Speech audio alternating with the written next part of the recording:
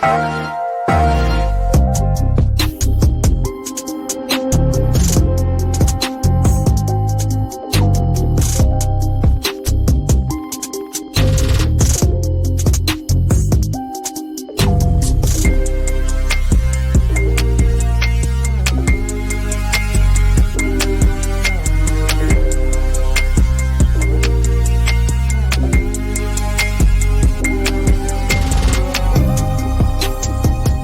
Ringside crew, welcome to the internationally known Dudes at Ringside podcast.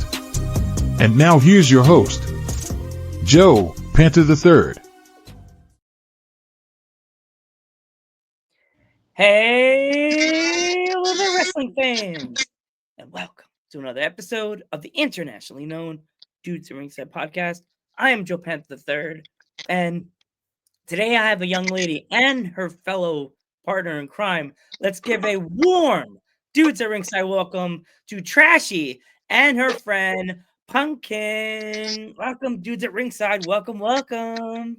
Hey, thanks for having us on. It is past Trashy's bedtime, so we took his eyes away. We don't want him causing any trouble at night. No, he may chase a cat. He may like eat a house, half a couch. You know, you don't know. You never know what goes wrong at night with Trashy. It's like a gremlin. Yeah. So, explain more about yourself and Trashy so my fans from the UK can learn more about you. So me and Trashy are Texas' finest dumpster divers. We find trash all over the state. We use it to get big and beefy and use that to ultimately beat the shit out of anyone we want or invited to beat the shit out of anyone we want. People are very interested in watching us beat the shit out of people. Awesome. So when did you guys get your start in the wrestling business? Well, about a decade ago, I started training with Tugboat Taylor, Dick Taylor in Houston, Texas. And Trashy came along during quarantine. You know, they said you couldn't make friends in quarantine, and I proved those motherfuckers wrong. Awesome. And we've been just kicking ass ever since. Has Trashy always looked the same, or did he have a different look in the beginning? I mean, he's gone through a few different changes. He's had some, accidents and incidents, and sometimes we get rebuilt, and sometimes we don't. And right now, we're still in a rebuilding phase, so not quite the shape he used to be. The eyes are gone. Some of the scum is gone from the top and the bottom. We'll get that scum back, though. Don't you worry. Yes. Poor. Don't forget to put a like on the page for love for our friend here. He needs a little love. So give the video a like and share. Definitely share to your friends. And don't forget in the chat the hashtag respect for Trashy. Yep. Respect for Trashy. Yeah, so, that would make him feel better. Yes, he needs it. Give him a nice like. He's a little sad right now. He's hurt. So is there any other place in the world, like wrestling wise, that you guys want to travel to that you haven't been to yet? Oh man. Well, as close to Texas as we are to Mexico, Mexico would be a really cool outlet. I think, I don't think he's ever seen Mexico. I have, but my sweet son has not yet. So I think one day maybe take my sweet boy to Mexico. Japan would be really cool. For your fellow listeners in the UK, that would be awesome. I already speak some English, so there wouldn't be much of a, language barrier out there.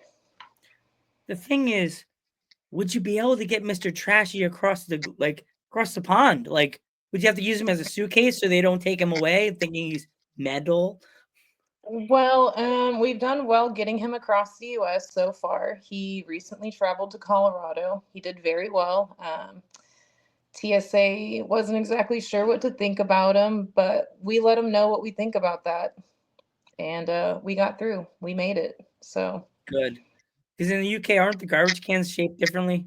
Well, I think they're called bins. So as long as I categorize him as a bin on the on the papers that we have to fill out, traveling internationally and importing things. As long as I, categorize him as a bin and not a trash can, they would have no idea what that is. You just say he's a badass guy. He's a badass bin, right? He's a really great bin, a really sturdy bin. I need him to do my recycling and whatnot. Take care of my So paperwork. do you remember your very first match? I do remember my very first match. Yeah. I was probably 6 months into training. My cousin actually is the one that got me into wrestling. His gimmick is a ham bone. He's a country bumpkin, pretty much. And in the wrestling world, his cousin, her name is Brianne Hatfield. She's also a country bumpkin. So what happens with country bumpkins? They like to fight. So I came in as the third country bumpkin. They named me Pumpkin. And the name has stuck, unfortunately, ever since. Jeez. But now you're green. So it's like so what made you choose this color of green and black? This slimy green color, I'm a huge Trauma fan. If you don't know what Trauma is one of the longest running independent filmmakers, Lloyd Kaufman and Michael Hertz. They make a lot of B-rated horror films, and one of the most important things in those Trauma movies are green goopy things. And Toxic Avenger was born of the greenest and the goopiest. He is one of my favorite superheroes ever from New Jersey. And that slime really inspired me as a child. And when I first booked you, all I could think is Toxic Avenger or one of those movies like Night of the Living Dead, like, no, get off me. That's all I could think of your gear. Perfect. I don't know if you can see, I do have a Toxic Avenger in my background. I've got a whole wall dedicated to him. Yeah, I see the green. I see the green thing in the background, the big green light, right? Yeah. Is that the light? Yeah, there's a light. Somebody made me a nice little wood cutting. I've got one of his masks from Toxic Avenger 2, a studio movie quality one that I paid good money for. Awesome. Took a lot of dumpster diving to get that much money. So who made your gear that you were in the ring? Actually, it was Kyla Customs that made the gear that I wear in the ring. She is also known to have done Bray Wyatt's gear. She does gear for a lot of rock stars. One of my favorite being Wednesday 13, as well as the Murder Dolls. So having her make my gear was like big dream come true. She also was in GWAR at one point. Wow. That's also a huge inspiration. Yeah, I'm a 90s kid. I totally remember GWAR. Oh my gosh. Yeah, they're like one of my favorite bands for sure. R.I.P. Dave Brockie and Corey Smith. Sorry about that. Sad. So when you go to shows, do you have like a big do you have a big fan base, or is there like kids that know about you that come to the shows that you do a lot? Yeah, I'd say I've got a pretty big fan base, and anybody that doesn't know who I am, by the end of it, they do know and they are big fans, and they're just waiting for me to blow my boogers on them or rub my armpit in their face. That's awesome. As a kid, did you watch a lot of like old school wrestling? And if you did, what would would be like the very first wrestling match you ever watched? Yeah, so my grandma watched a lot of wrestling, and I'm a 90s kid, so I grew up watching like some of the best wrestling. I grew up watching the Attitude Era. So I can't say a specific first match I remember, but some of the earlier ones, featuring like Chris Benoit. I was a big Mankind fan because of the weird character and nobody liked him. And then it got funny later. The Hardys were super cool. I just remember some of those early pay-per-views. Lita with her panties hiked up. I was like, I don't know if I'll do that, but that's pretty cool. When I think of your character, you said the rub of the armpit. I think of like the Nasty Boys, that they did the pit stomp in the corner to the wrestler, and also the Bushwhackers. Yeah, it's the most popular one that was for me. But fantastic inspirations. Since I'm from like the tri-state area, have you ever thought of coming to like New York. You said New Jersey to wrestle. Have you ever thought of doing like the stops on the East Coast side? Oh yeah, I've definitely wanted to. My networking hasn't gotten me out that far yet. Hopefully one day though. But yeah, it would be a dream to work in New York or New Jersey. Go see Lloyd Kaufman. Maybe Lloyd Kaufman could come watch me wrestle. That would be totally cool. Awesome. Like when it comes to like your training and stuff like that, is there a set schedule that you do leading up to a show? Yeah, so we have our own facility in Houston actually. So we have a 20 by 20 in a nice little warehouse. And we do training with newer students as well as already established workers, Tuesday, Thursday, Friday nights if I can make it out. Um, Generally, my regimen, I work out 3 to 5 days a week anyway. That doesn't change with the shows. The one thing I do kind of refrain from is drinking alcohol. Uh, just makes the muscles look better, you know? Yeah. So is there any type of match that you would never do? Oh, mm, I don't know. Nothing's totally off the table. I grew up watching a lot of like Cactus Jack and Terry Funk, and I'm pretty inspired by the hardcore stuff. Uh, with the price being right. I was like, Yeah. all matches could be off the table if the price is wrong. You know what I'm saying? Yeah. I get you. But no, I think I'd be open to just about anything, man. I love all kinds of wrestling. I'm in for the silly shit. I'm in for the technical shit. I don't mind getting bloody. There's a female wrestler that I interviewed last year, toward the end of the year. It was called Bad Nanny, and she was a comedy act. She's a wrestling granny, and she wears a diaper, and her is a comedy act. So she wrestles with the wrestler, and she wears like a depend Oh, I above her love that. clothes, and it's like a comedy act. So when she's wrestling, she'll go after the depend and choke the wrestler with the depend and have pudding inside of the diaper. So she'll like smear the pudding on their face and rub the diaper on them. Like if you had to do something like that, would that be like, I don't know if I could do that? No, I'd absolutely be in. That's character wrestling. Dude, I don't even have to do as much work that way. You know, I could jump off the top rope and do some sick Hurricane Rana. The crowd might like it, but taking that pudding diaper in the face, people would lose their shit. And, you know, I like an easy day in the ring. I'm not above totally not beating myself up. I would love to work with someone's character. I don't get a chance to work with fun characters like that all the time, so I would take it all day long.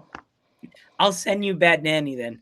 I'll send you Yeah, her. send me Oh my Bad Nanny. God, You you know, versus Bad Nanny. book us in New York. Let's do it. She's from Canada, so I know if she came, she could probably come down.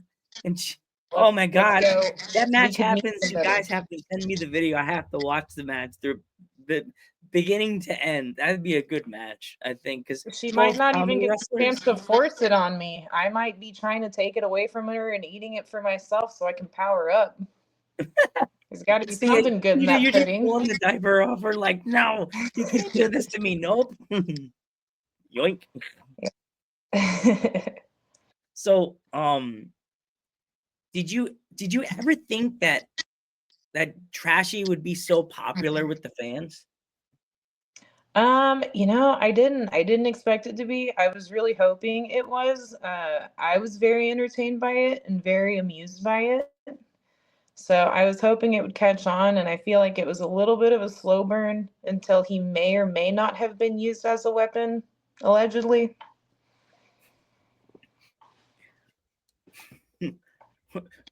We're okay with the rules here on Dudes at Ringside. My grandfather was a heel, so it's okay to be a heel these days. Yeah, so maybe he is beneficial to have with me, and I can use him under the guise of, you know, being a manager or just a prop that they think. That's why I say that if you ever go to the UK, you have to fight Alfie. Oh my God, Didi versus Trashy. Oh no, they just tack it. Yeah. You just throw Trashy, and she throws Dee Dee, and they hit each other. It's just like, Yeah. You know, Dee Dee could disappear into Trashy and make Trashy a super weapon.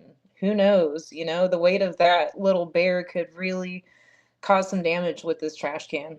The combination of them together could be or even catastrophic. you and Dee Dee, you and Alfie become like the ultimate tag team.